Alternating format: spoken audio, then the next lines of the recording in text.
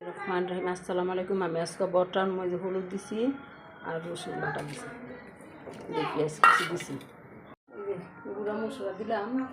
বা আমি সব মশলা এখন গুঁড়া করছি।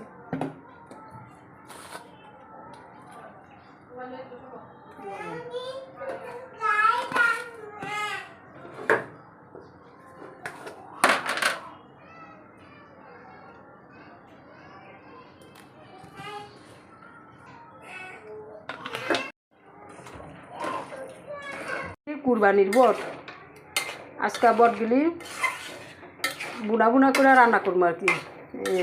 মাত্র কষাইতে দিছি, বুঝছেন। আর কুরবানির বট এই দেখেন কষানো হয়েছে। আমি এখন একটু ঝোল দিব।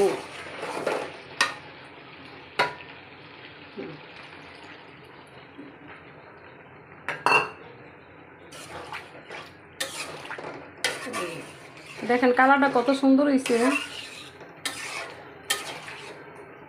দুইটা আলু দিছি। দেখেন কুরবানির মাংস দেখে কুরবানির বর দেখে কত সুন্দর হয়েছে। আর এমনি বর রান্না তো রান্না এমন সুন্দর হয় না। দেখেন আমার রান্না শেষ, এখন কত সুন্দর হয়েছে। আর যদি এমনি বাজার থেকে কিনে আনি সেই বট এত সুন্দর হয় না রান্নায়।